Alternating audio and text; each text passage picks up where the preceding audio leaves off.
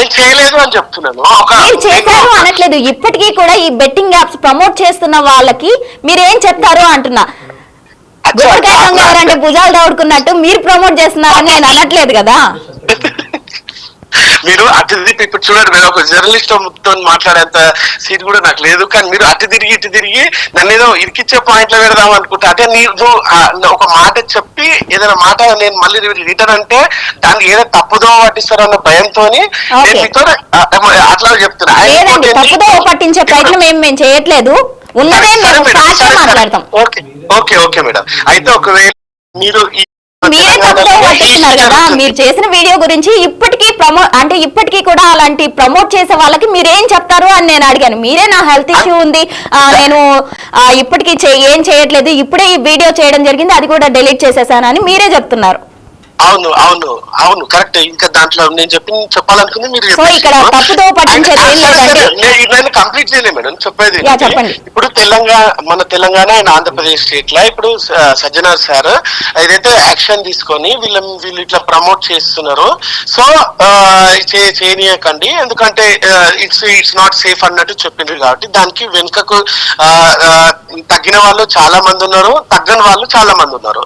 ఇంకొకటి ఏంటంటే ఇప్పుడు చాలా మంది తెలుగు ఇన్ఫ్లుయెన్సర్స్ కూడా ఎక్కడి నుంచి ఇన్ఫ్లుయెన్స్ అవుతారంటే కాపీ కంటెంట్, కొంచెం కాపీ చేయడము, కొంచెం వాళ్ళకే చేసే వ్యూస్ రావడం అని అనుకునేది ఏంటంటే హిందీ కంటెంట్ అంటే నార్త్ సైడ్ చేసే కంటెంట్ అక్కడ నుంచి స్టార్ట్ అవుతుంది మేడం. ఓకేనా. అండ్ ఇక్కడ ఒక విషయం ఏంటంటే మీకు చాయ్ వాలా అనే ఒక పర్సన్ తెలుసా అండి? విండోస్ 11 12 ఆయన ఇప్పుడు ప్రజెంట్ బ్రాండ్ అంబాసిడర్. ఆయన తెలుసా మీకు? ఐడియా ఉందా? ప్రతి దాంట్లో చాయ్ వాలా అనే ఒక పర్సన్ ని తీసుకెళ్లి వాళ్ళ బ్రాండ్ ప్రమోషన్స్ కానీ. ఒక విషయం అండి, ఇలా యాప్స్ ప్రమోట్ చేసే వాళ్ళు దాదాపు 70 మందిగా ఉన్నారంటూ కూడా ఇప్పుడు ఐపీఎస్ సజ్జనారు వీళ్ళందరూ గుర్తించడం జరిగింది. మా దగ్గర మొత్తం లిస్ట్ ఉంది, ఎవరెవరైతే ఈ బెట్టింగ్ యాప్స్ ప్రమోట్ చేస్తున్నారో మొత్తం లిస్ట్ అయితే మా దగ్గర రెడీగా ఉంది. అటు వీళ్ళందరినీ కూడా వదిలే ప్రసక్తే లేదు. ఇటువంటి వాటిపై ఖచ్చితంగా కూడా ఐటీ యాక్ట్ నమోదు చేస్తామంటూ కూడా పోలీసులు చెప్తున్నారు. మరి వీళ్ళందరికీ మీరు ఏం చెప్తారు? ఒకవేళ ఇటువంటి ప్రమోట్ చేయడం ఎంతవరకు కరెక్ట్ అంటారు? ఇప్పుడు తప్పని తెలిసిన తర్వాత కరెక్ట్ అని ఎందుకంటే మేడం? అవును, ఎగ్జాక్ట్లీ. మరి మీరు ఇప్పుడు ఆపేశారా మేడం? నేను మీకు ఒక 3 minutes కింద ఆన్సర్ చెప్పిన, ఎప్పుడో ఆపేస్తాము అని చెప్తున్నా కదా. ఓకే, ఎప్పుడో ఆపేశారా అంటే ఆల్రెడీ చేస్తున్నారు, సో మీపై కూడా ఇటు తిప్పి అటు తిప్పి నువ్వు చేసిన అనేసి అంటే ఇప్పుడు చేసిన వాళ్ళ లిస్టులు చాలా ఉంటాయి. ఇప్పుడు వాళ్ళందరినీ కూడా వదిలే ప్రసక్తే లేదు. చాలా మంది అమాయకులు ఇటువంటి బెట్టింగ్ యాప్ల వల్ల ప్రాణాలు కోల్పోయారు. వాళ్ళు ఇంట్లో ఫ్యామిలీ మెంబర్స్ కూడా చాలా సఫర్ అయ్యారు. కాబట్టి దీన్ని చాలా సీరియస్ గా తీసుకున్నారు పోలీస్ బృందం. కాబట్టి దీనిపై ఖచ్చితంగా యాక్షన్ తీసుకుంటారంటున్నారు. మరి మీరు గతంలో చేస్తున్నారని మీరే చెప్తున్నారు కాబట్టి మీపై కూడా యాక్షన్ తీసుకునే అవకాశం ఉంటే ఒకవేళ మీరు ఏ విధంగా దీనికి రియాక్ట్ అవుతారు?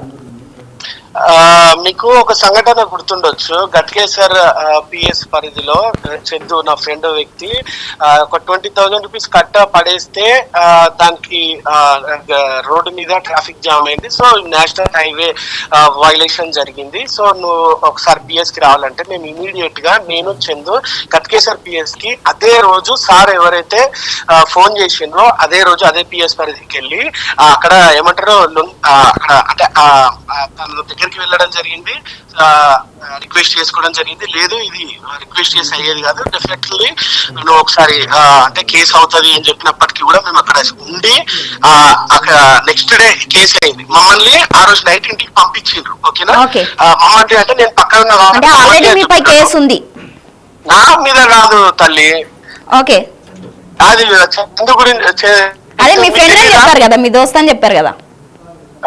అవును నా దోస్తే గానీ ఇప్పుడు ఆడికి పోయి నెక్స్ట్ డే రమ్మంటే నెక్స్ట్ డే వెళ్ళి ఏమంటారు వాళ్ళు ఏదైతే శిక్ష వేసిండ్రో అది తీసుకొని దానికి బెయిల్ తీసుకొని రావడం అయితే జరిగింది. అంటే నేను ఈ విషయం ఎందుకు చెప్తున్నానంటే మేము అంటే ఒకవేళ చట్టపరంగా చర్యలు తప్పవనంటే డెఫినెట్లీ చట్టానికి లొంగిపోతాం కదా, దాంట్లో తప్పే ఉంది. వచ్చిందంటే మీరు లొంగిపోవడానికి సిద్ధంగా ఉన్నారు అంటారు. అంతే కదా. ఓకే, రైట్ అండి విజు గౌడ్ గారు, థ్యాంక్ యూ అండి. కదండి, విజ్జు గౌడ్ బిగ్ టీవీతో ఫోన్ లైన్ లో మాట్లాడడం జరిగింది. అయితే తన గతంలో ఇటువంటి బెట్టింగ్ యాప్స్ ప్రమోట్ చేయడం జరిగింది. అయితే ఒక్కసారిగా పోలీసులు ఐటీ యాక్ట్ నమోదు చేస్తున్నారు అని తెలుసుకున్న తర్వాత ఇది చేయడం తప్పు అని గ్రహించి తను ఆపేశాను అని చెప్తున్నాడు.